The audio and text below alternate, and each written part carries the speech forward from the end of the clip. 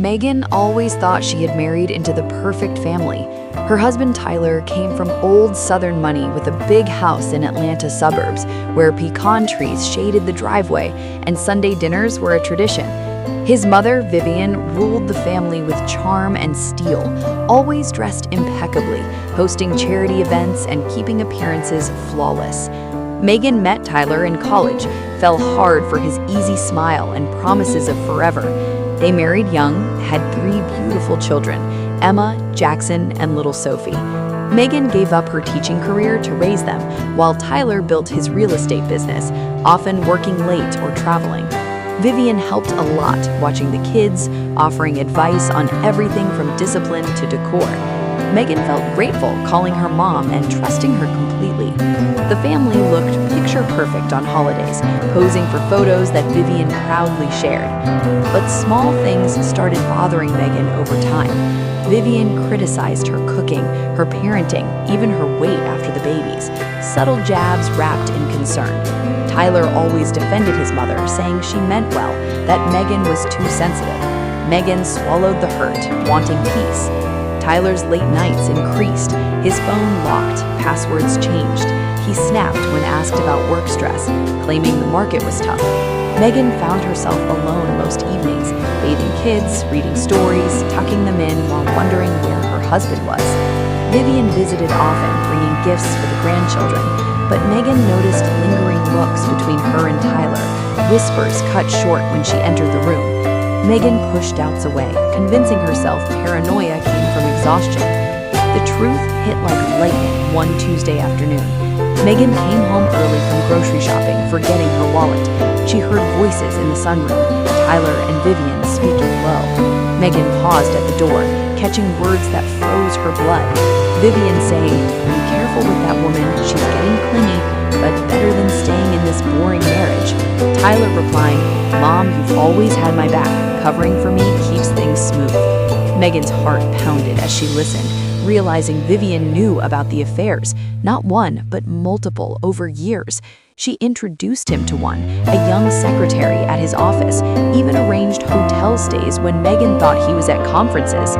Vivian justified it, saying men need outlets, that Megan focused too much on the kids, neglecting Tyler's needs.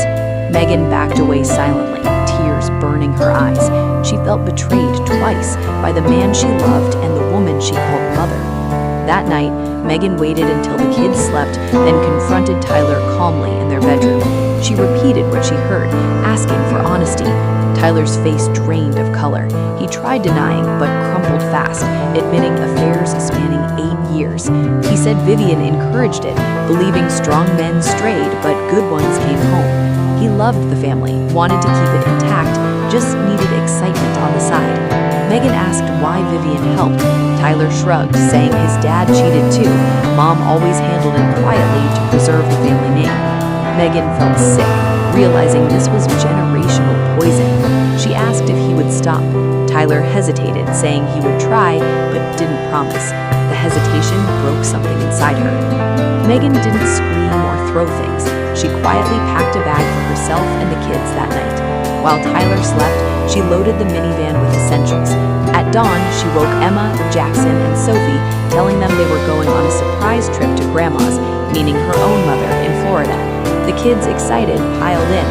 Megan left a note saying she needed time and would contact a lawyer. She drove 8 hours straight, tears falling only when the kids napped. Her mother welcomed them with open arms, no questions asked at first. Over coffee that night, Megan poured out the story, sobbing in her mom's embrace for the first time in years. The weeks that followed tested Megan's soul. Tyler called constantly, begging her to return, promising change, blaming his mother. Vivian left voicemails calling Megan dramatic, ungrateful, saying she was tearing the family apart over nothing. Megan blocked them both, focusing on the children. Emma, at 12, sensed something, asking why Daddy wasn't coming. Megan explained gently that grown-up problems meant they needed space, but Daddy still loved them. Jackson, 8, withdrew, playing alone. Sophie, 5, cried for her old room. Megan held them through nightmares, promising everything would be okay, even when she doubted it herself. Divorce papers came quickly. Tyler fought for shared custody, but Megan's lawyer uncovered messages proving Vivian's involvement, even payments to one mistress for silence. The judge, shocked, granted Megan full custody with supervised visits for Tyler. He had to attend therapy, prove stability. Vivian lost visitation rights entirely, her manipulation exposed. Tyler moved back into the big house alone, Vivian retreating to her social circle, spreading rumors that Megan was unstable. Friends divided, some believing Vivian's lies, others rallying around Megan. Money tightened fast, Tyler's support delayed. Megan sold jewelry, took freelance writing gigs from home. Her mother helped with childcare. Nights, Megan researched new beginnings, finding a small town in North Carolina with good schools, affordable homes. She sold the minivan, bought a used SUV, packed again. This time, the kids understood more, waving goodbye to Florida grandma with promises of visits. They settled into a cozy rental house with a porch swing and wildflowers in the yard. Megan enrolled in online courses for counseling, wanting to help women like her. She volunteered at a domestic betrayal support group, sharing her story for the first time. Women cried, nodding, relating to mother-in-law cruelty. Megan felt purpose rising from pain. The kids adjusted beautifully. Emma joining theater, Jackson soccer, Sophie dance. Megan attended every game recital, cheering loudest. Slowly, laughter returned to their home. Real joy, not forced smiles. A year later, Megan launched a podcast, Toxic In-Laws, and Healing, sharing anonymous stories, including her own. Listeners flooded in, thousands of women feeling seen, finally. Sponsors came, the podcast grew.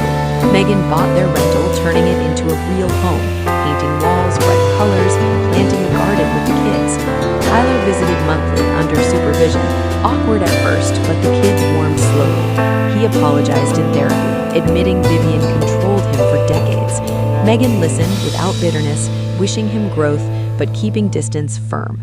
Vivian tried reaching out once through a cousin, asking forgiveness. Megan replied politely, saying she forgave for her own peace, but trust was gone forever.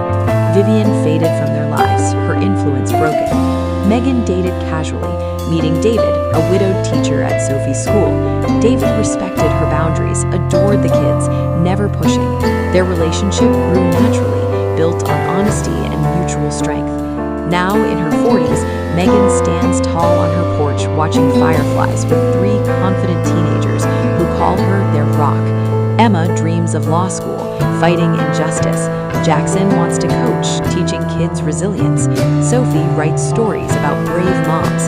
The podcast evolved into a nonprofit, helping women escape toxic dynamics.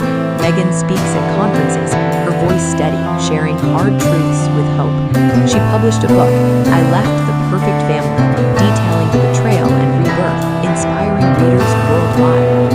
Looking back, Megan knows the pain carved depth into her soul. The woman who once sought approval now stands unapologetic. She forgave Vivian and Tyler, releasing their poison from her heart.